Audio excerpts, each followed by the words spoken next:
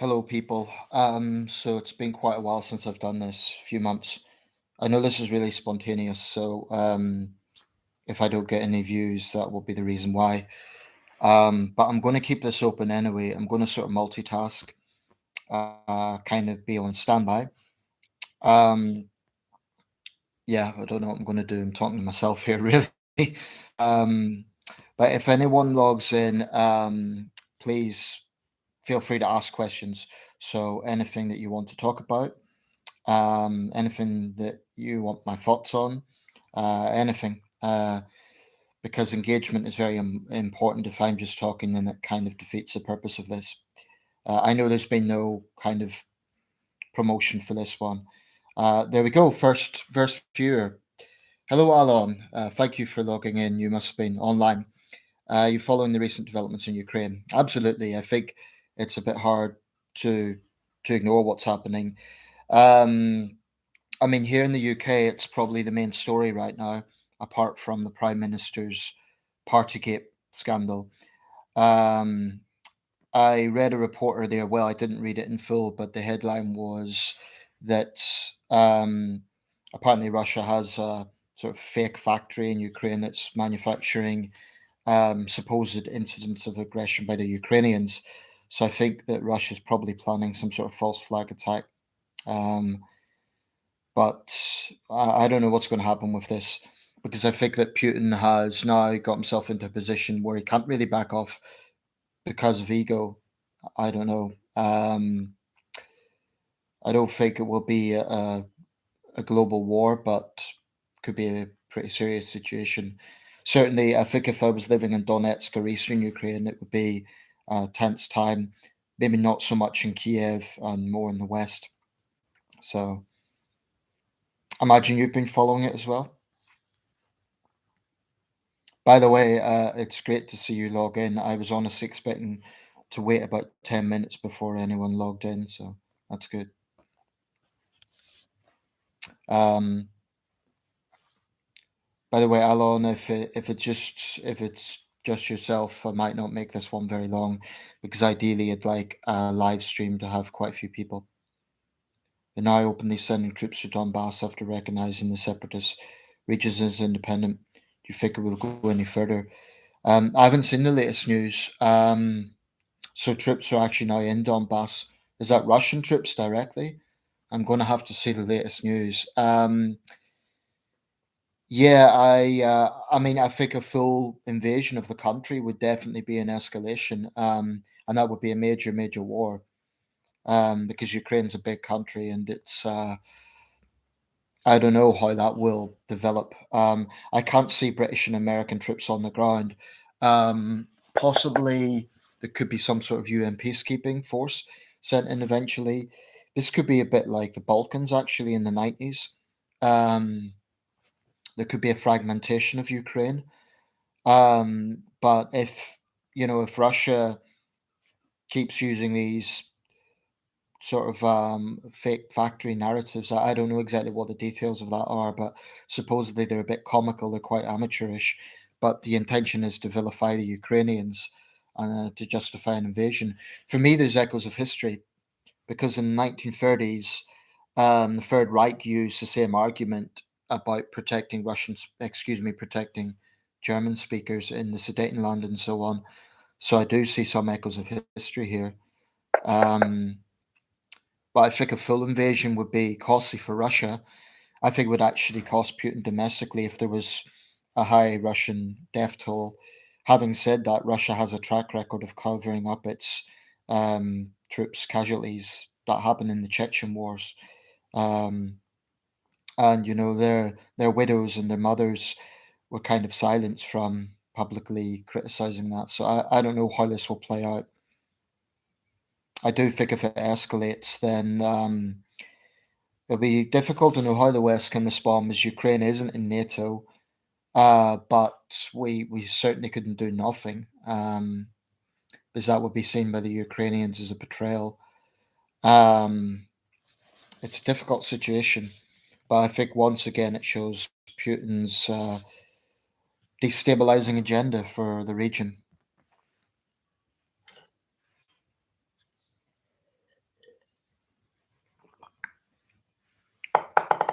The US and the EU already announced they're introducing new sanctions. Yeah, I mean, the thing about sanctions is they're effective to an extent. I think you could have, for example, asset freezes or targeting of individual diplomats and so on. Um, but I think sanctions have always been used on Russia, and it hasn't really stopped Putin's militaristic agenda. So I don't know how effective that will be. But the problem is there is limits on what NATO can do because Ukraine isn't a NATO country.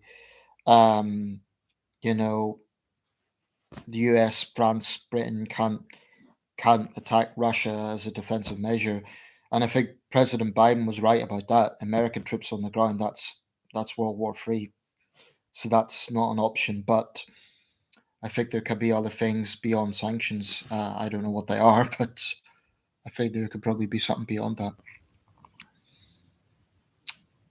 I mean, I know people have said that Ukraine's bid to join NATO has inflamed tensions, but honestly, I think Putin has just got a huge chip on his shoulder for the last 33 years. So even if Ukraine said it wasn't joining NATO, I'm sure Putin would find some reason to go in there. So what I'm going to do, Alan, if you don't mind, I appreciate you coming here, but I go wait a few minutes, and if we don't get many other people watching, I might I might end this one because I'd rather do it with a flow of quite a few people, um, because I think that's the point of a live stream to try and get a bit of an audience. Incidentally, thanks for all your support. I know you've been following my channel for a while, so I appreciate it. Because I don't think I've got the most exciting channel out there. So I do appreciate your support. Where are you, by the way, Alan? I know you've mentioned before. Are you in Canada or? Um, I know you've mentioned it before in the comments. I'm sorry, I've forgotten.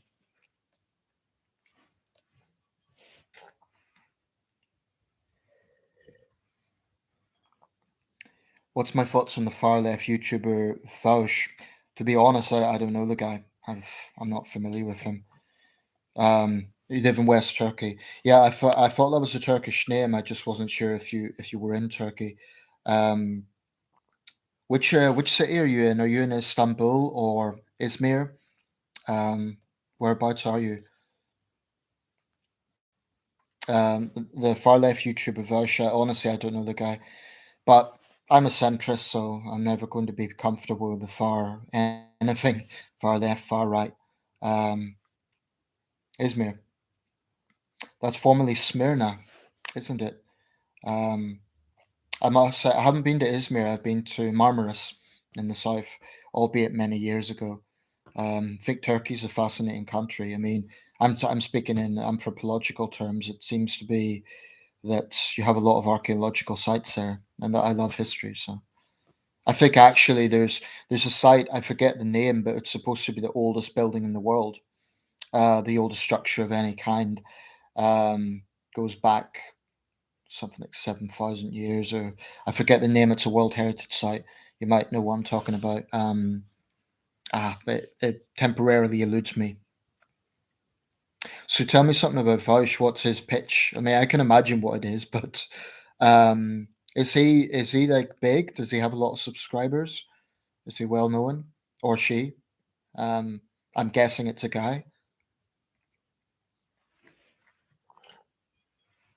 I see someone else has joined, so welcome, person number two. Please say something.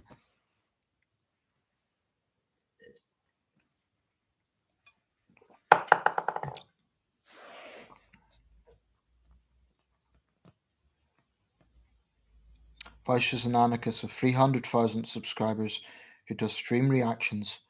Stream reactions. So is he actually doing things in his videos to get reactions, like in real time, that sort of thing, or is it more just like me, like opinions? Or yeah, I've had a few exchanges with anarchists over the years.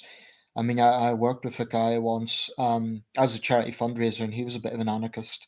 And I admit it's a worldview that I've considered. I mean, I've never been an anarchist, but I've sometimes sort of try to see things from their perspective, like let's have no structure and just free for all kind of thing. But the thing about I've noticed about anarchists is they always say they're not. They complain that they're misunderstood. They're not about chaos. They're not about disorder. But the thing is, if you're against all forms of structure at all, inevitably there's going to be disorder. I don't have this utopian idea that people will just live together in harmony. He responds to political videos and voices his opinions on some things. I'm kind of intrigued now. I might check him out. I doubt I'll support him, but might be good for a laugh. I don't know, or at least it could be intriguing. Sometimes it's good to know how the other side thinks. I've just bit my tongue there. So, talking of anarchists, I don't know if this falls under the same umbrella, but there's a group in the UK called Auditing Britain. I think they have equivalents around the world, but basically these guys, and it is mostly men, they go around filming police stations and kind of confronting police officers and security guards and so on. I think in the States they're called free citizens or something like that. And for me, it's like I do see an argument about scrutinizing police power and abuse of power. The problem with these guys is they seem to just be kind of trolls. They seem to just be trying to get a reaction. And, you know, the police do a difficult job. They're under a lot of pressure. I made my previous video, I was talking about police brutality and how the police should be held to account. But these people, I don't know if you have something like that in Turkey, but they basically just go around to police stations, they film things. Yeah, they're I don't have much time for them because I think they're not really investigative journalists. I mean, one guy in the town of Widnes in Merseyside, Cheshire, actually, was just sitting on the lawn outside a police station and filming cars as they came and went. And obviously, the officers had questions for him, but they were being very polite. And sometimes it just looks like they're trolling. Like there was one video where they were critiquing a female officer's appearance, and that's just to me that's not very clever. It's not really productive. Um, he's controversial, though he's anti-Putin and pro-Ukraine. So that's one thing you'll agree with him on. That's interesting. That's interesting. And unusual. Most far leftists tend to be Russia apologists. So that's is. Do you know what nationality he is? Is he a Ukrainian or American or British? Because certainly in the UK, most far leftists, it's not so much that they like Putin personally, but they'll just instinctively be anti-West no matter what the issue. I'm thinking of the likes of the Stop the War coalition. Um, that's interesting, I must say, for far leftists to be pro-Ukraine, because I've heard this argument from the far left that Ukraine's this fascist oligarchy, and there is a far right presence in Ukraine. I don't think that can be denied, but that's interesting. I'm kind of intrigued by him now. I'll probably still disagree with him on a lot of areas. So you mentioned he's far left. What sort of positions would you say are? Well, he's anarchist. So is he all about overthrowing the government and defunding the police and all that sort of thing? Is that sort of his positions? Fausch. I'm kind of intrigued now.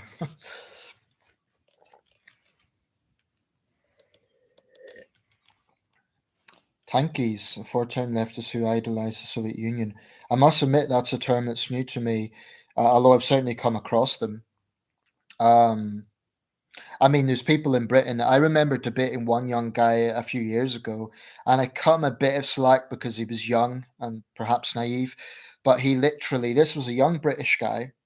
He literally had the North Korean flag in the background. And at first I thought it was some sort of satire, but he was literally praising Kim Jong Un and singing communist marching songs. And I honestly thought maybe he's just like a comedian or something, but he was actually being serious. And I challenged him to go and live there. And well, we got into a bit of a thing. And he actually made a video naming me, which was quite amusing. And he said my behavior was disgraceful because I'd called out his nonsense, like the hypocrisy of living in a free country. and praising such a regime. Um, sometimes it's hard to tell with pro-Putin people what exactly their politics are, because I think they can be found on the far left and the far right. I mean, I was debating a guy yesterday who was a Putin apologist, and yet when I looked at his profile, there were positions there that were quite well to the right. I think in Western Europe, there's a lot of people, probably in America as well, who kind of see Putin as a bulwark to Islamist extremism, and therefore, they see Putin as politically incorrect Putinism, because Russia's not that woke at the moment. Um, but there's a contradiction in this, because Putin not long ago said that Islam shouldn't be criticized. So I think those who are pro Kremlin these days tend to fluctuate between the far left and the far right for different reasons. I think for the far right, it's because they see Putin as a kind of counter to Western political correctness and the culture wars, whereas the far left, are just anti-NATO and anti-America generally. Yes, he wants to overthrow the government and defund the police. Fausch considers Putin and Assad to be fascists, hence why he hates them. That's interesting. Well, at least he's clued up on that area. But I would say there's a contradiction in his position, because if he wants to overthrow the American government and defund the police, he's weakening the United States, which only strengthens Putin. So I'm intrigued by this guy, I must say. You've got me sufficiently intrigued. Um, he's not wrong, though, about Assad and Putin being basically fascists. I mean, I really do see echoes of the 1930s in the way Putin's behaving, and the same in the Far East. Um, I think China could take advantage of this situation to possibly invade Taiwan. Um, it's also worth noting that the last time Beijing held an Olympics in 2008, the Georgia War broke out, and it was widely seen that Russia used what had happened, or the world's focus on the Beijing opening ceremony to do that. So again, there's some echoes there. So I can see two viewers. So person number two, please introduce yourself. Please ask a question.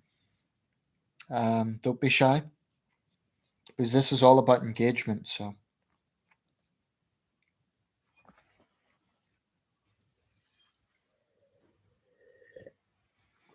he's just one of the better far leftists who doesn't center his entire worldview on hating America. Yeah, they're rare. They're pretty rare. Because I find that people tend to get dogmatic if they're on the extreme of anything. So it's almost like a default, you know, um, far left, therefore you must be anti-America. Um, Perhaps it's just this particular period because Biden's sort of center left.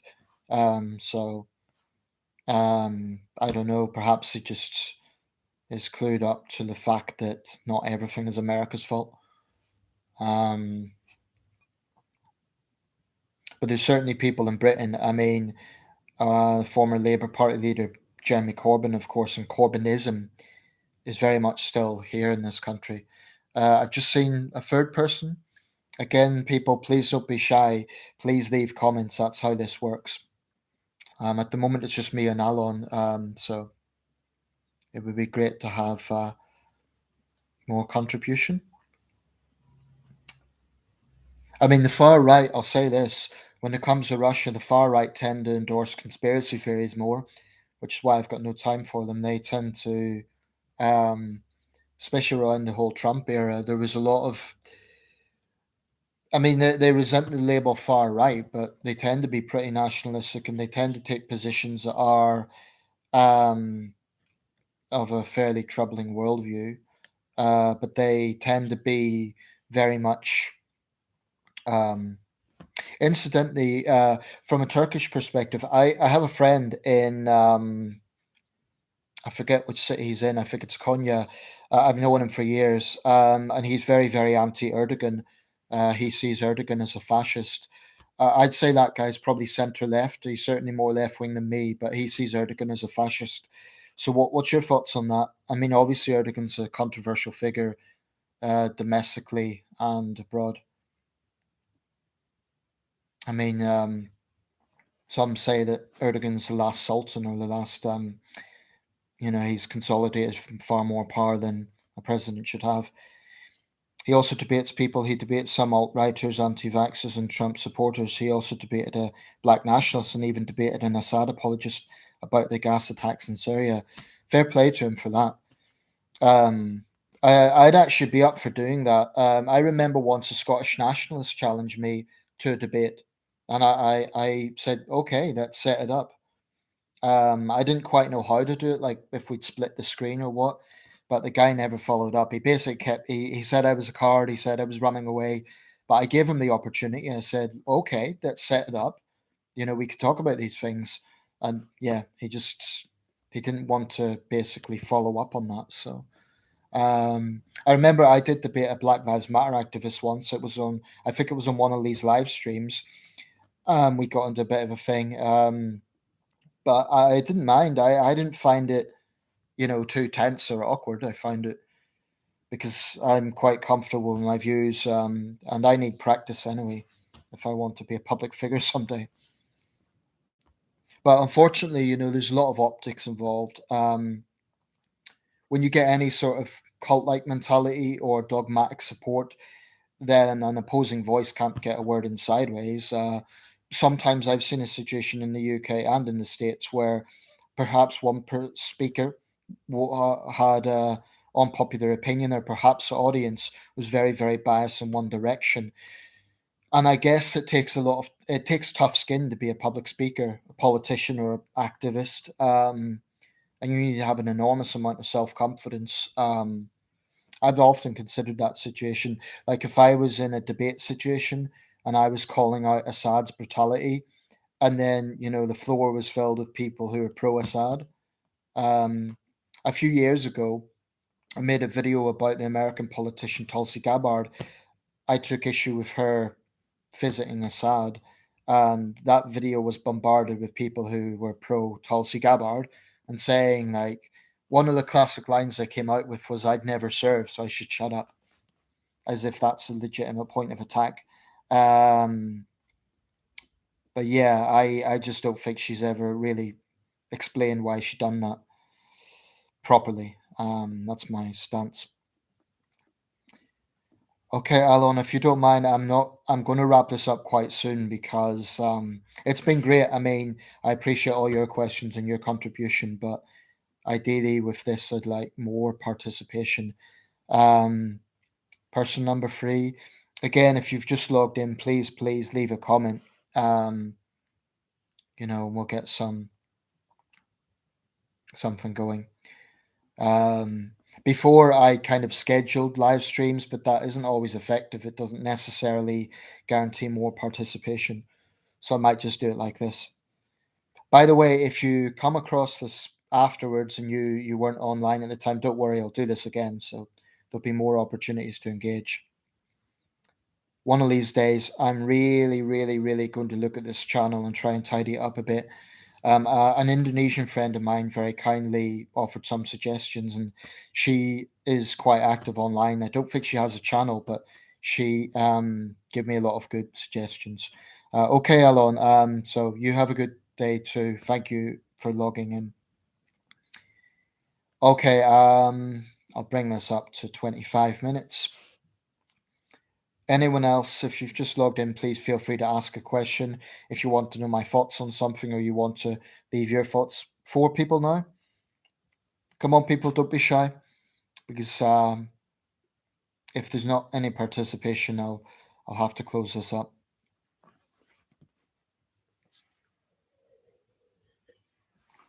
Feel free to ask me anything. Alon, just look at he's been asking questions, so that's the sort of thing I'm looking for. That sort of participation. I want to it's my way of saying thank you to my subscribers by giving you guys and girls an opportunity to engage, to ask me questions, and um, one day, by the way, if you engage, I might name drop you in a viral video, and you might find yourselves getting temporary fame. Joking, joking. Jeremy Pickering.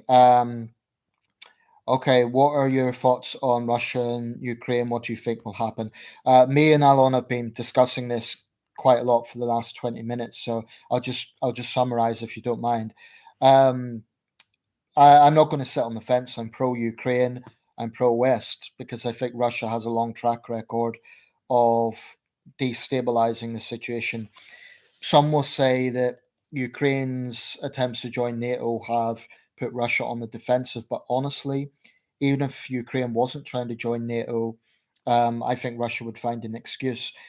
I mean, after all, Russia illegally annexed Crimea in 2014. And in the end of the day, whatever way we look at this, Ukraine is a sovereign country that's surrounded on three sides by a much more powerful neighbor. So I just think the Ukrainians have the moral high ground here.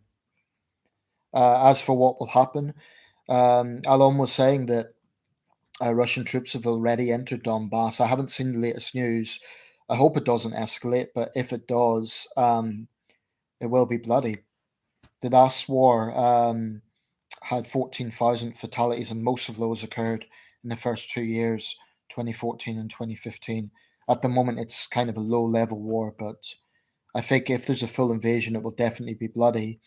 Um, I don't think British and American troops can go on the ground because a direct confrontation with Russia would be a very, very serious situation. I think President Biden was right to say that would be World War III.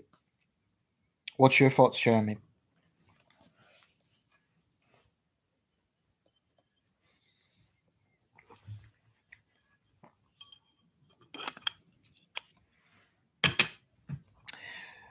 By the way, I'm going to probably wrap this up at the 30-minute mark. I'm currently on 27 minutes, so um, it's been good actually. The response has been a bit better than I expected. I wasn't expecting anyone. So we've got a fifth person now. So again, people, if you've just logged in, feel free to ask me questions. Maybe you want to follow up on a previous video I made. Um, yeah, just hope the UK and USA don't get involved. Well, I don't think we'll get involved militarily because I don't think we can. Ukraine's not a NATO country. By the same token, though, I don't think we could totally ignore it. Morally speaking, Ukraine's a European country; it's a sovereign nation, and we are great powers. I don't think we could just turn a blind eye to what's happening. Um, Having said that, we look back to 1914. At that time, Archduke Franz Ferdinand assassinated in Sarajevo. You know, British people were still seeing it as a distant conflict in the Balkans. Um, I don't think this will be a world war. I don't think it will get to that point. But yeah, I'm not really concerned about British and American troops on the ground. I don't think that will happen. But I don't think that we can turn a blind eye either. So we would certainly be involved on a political level. So I've got 5 viewers at the moment. Don't be shy, people. If you want to ask me anything, go ahead. Yeah, I mean, this is the thing with Russia. It's Russia's Achilles heel about the economy. China has a lot more clout economically. Russia, I believe, it ranks like 11th or 12th in the world economically, so it's not really that significant. Um, and the Russian economy is not that stable at the moment. So I don't know if Putin can afford a war because Putin has survived on this tough guy image. But I think the Russian people are starting to get tired of it. I mean, those protests in favor of Alexei Navalny were the biggest that Russia's seen in 20 or 30 years. So I don't think there's a huge appetite within Russia for a conflict that could turn against Putin. I don't think it will start a world war, but I do think we are possibly witnessing the start of a new Cold War with Russia if it hasn't already started. I actually have a theory on this. I think we have been in the Cold War now for at least 10 years, in everything but name. I don't think a Cold War is about to start. I think we're in one, and with China as well. I mean, of course, there's still diplomatic cables, there's still communication between East and West, but I would suggest that tensions between the West on one hand and Moscow and Beijing on the other are such that it can be described as pretty much like the Cold War. And when you consider the power that Russia and China has and the power that America has, I think effectively it is a Cold War in everything but name. An example of this, I'm particularly thinking of China, is the two Michaels case when the two Canadian Michaels were held in China without charge for 2.5 years, 3 years actually, at the same time as Meng Wanzhou, and then suddenly when she is freed, they're freed. I mean, it's like Cold War sort of trade-offs, and the Beijing Olympics. I mean, the diplomatic boycott again, that has echoes of the Cold War. So I actually think we're already in a sort of Cold War situation. Yeah, considering the size of Russia, its population isn't that high. That's right. I mean, about 145 million, I think, and most of that is west of the Urals. So that's true. Russia has weaknesses. I mean, really, I think the only significant power Russia has is militarily and politically, but economically, I guess natural resources as well. Economically, though, that's Russia's big Achilles heel, and also morale in Russian forces is not great. DD Vix.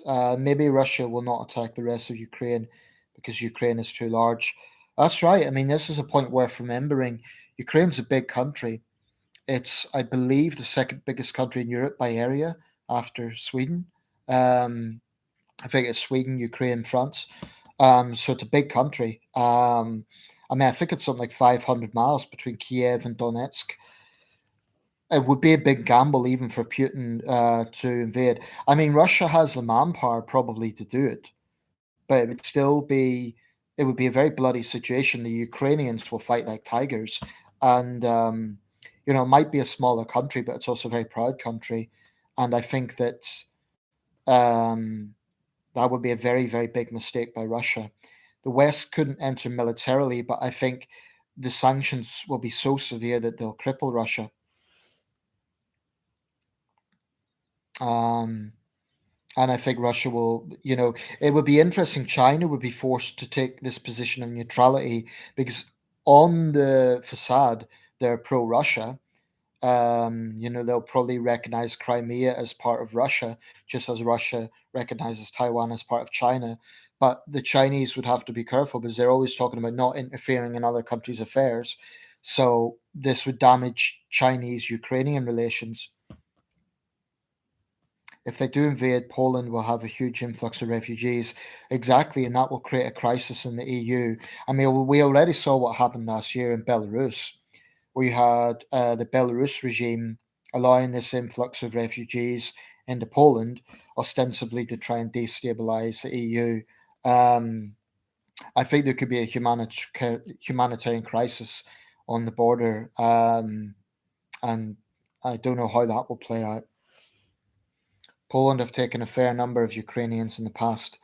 Um, Also, Belarusians. I have a Belarusian friend. She lives in Warsaw right now, so I believe there's also Belarusians there. Starlight Sign. Ukrainian is now Nazi occupied territory. What do you mean by that? Are you talking about the Ukrainian government, or what exactly do you mean by that? Alone, Venezuela, Cuba, Bolivia, and Syria have recognized the separate states and Donbass as independent. Well, they're kind of the usual lineup. I'm not overly surprised.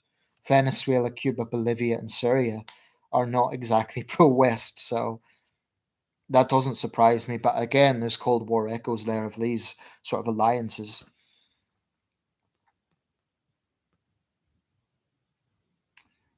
Okay, guys, I'm going to wrap this up soon because I do have some things to do today, but I think it's been a good session.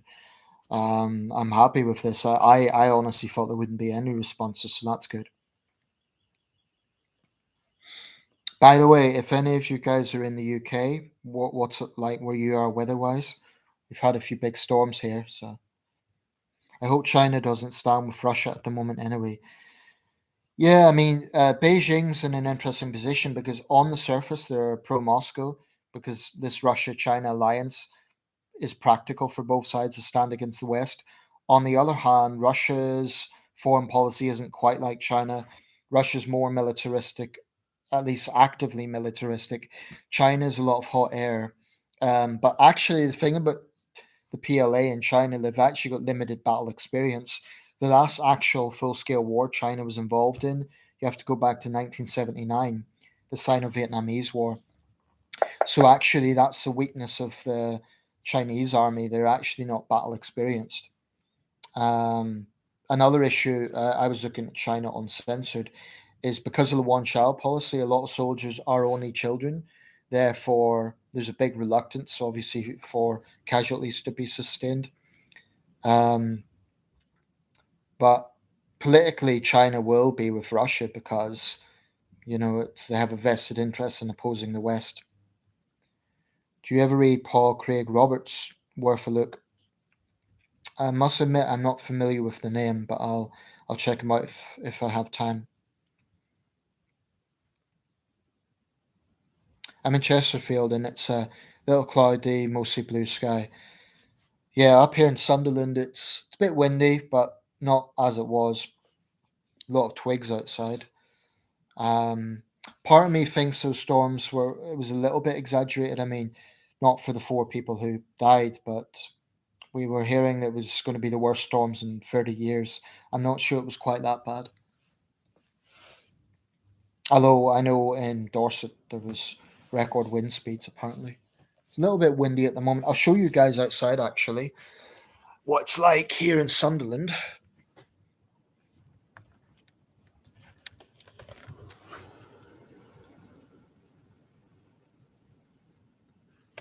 Yeah, it's a bit windy. I need to go into town later to get groceries, so I hope it's not too windy. Chesterfield, of course, that's Pennines, isn't it? So you're on higher ground, higher. It's quite a high level, or maybe the Pennines is more to the west. He was assistant to Ronald Reagan and editor of the Wall Street Post. You very good writer. Okay, Paul Craig Roberts. Well, we'll check him out. Might not have time to read his publications because I've just got so many books, but I'll certainly check out the name. Jeremy Kyle is on talk radio. I didn't think he'll be back. That's not good. I don't think that POS should be given any platforms, but I've never made secrets of my disdain for Kyle. Pity talk radio's taken him. So is he one of the presenters or yeah, I mean that's I don't think people like Kyle should be rewarded after what happened on his show. I don't think he should be. I mean, I'll just quickly say this: the whole issue about cancel culture. Generally speaking, I don't support censoring people, but at the same time, I don't think obnoxious people should be given a platform just for ratings. And I do think there's a cynical side to modern entertainment that the more controversial someone is, the more they're giving a platform. And I don't agree with that. I mean, Piers Morgan's another example. I actually agree with some of the positions Piers Morgan's taken over the years, but I also think he's an incredibly arrogant, sort of egotistical guy who's just like controversial for the sake of being controversial, rather than I don't know if he has much conviction. That's my issue with Piers Morgan. Yeah, he did a 3 hour show yesterday. God, that sounds like torture. Yeah, there's a place in hell for Kyle, Opera, Trisha, all that lot. Yeah, I think they vary a bit, but yeah, I really have no time. I think even the ostensibly nicer ones like Dr. Phil, they're still cynical. I mean, Dr. Phil brought these two guys on the show once just to berate them. And I think generally talk shows, there might be a few exceptions, but I think most of them are very cynical and very dishonest in the way they pitch it. I think it's for ratings. And I think they exploit vulnerable people and troubled people. I think it's reprehensible. Okay, guys, I'm going to wrap this up at 40 minutes just because of a few things to get on with today. But I do appreciate all the feedback and the questions. Um, I'll tell you what, guys, I'll take one more question in the last minute. If any of you have one more question. By the way, I'm going to really look at jazzing up this channel. I don't know about technology. My Indonesian friend said, yeah, thank you, Starlight. You have a good day too. My Indonesian friend had some good suggestions, but it takes a lot of dedication, I think, to really invest in the technology side of this. So, but it is something I want to do because I've got about 1,800 subscribers now. So I really want to really look at what I could do with this channel. Alex Young, I appreciate it a lot as well. Um, okay, thank you for watching, Alex. It's a problem with the people who class these guys as entertainers. I agree, Jeremy. It's BS. Okay, you have a good day. All right, guys, have a good day, all of you, and thanks again for all your support to my channel. I really appreciate it, and I'll be trying to, yeah, I'll look at what I could do with this channel going forward. Thanks a lot, and catch you later. Have a good day, everyone.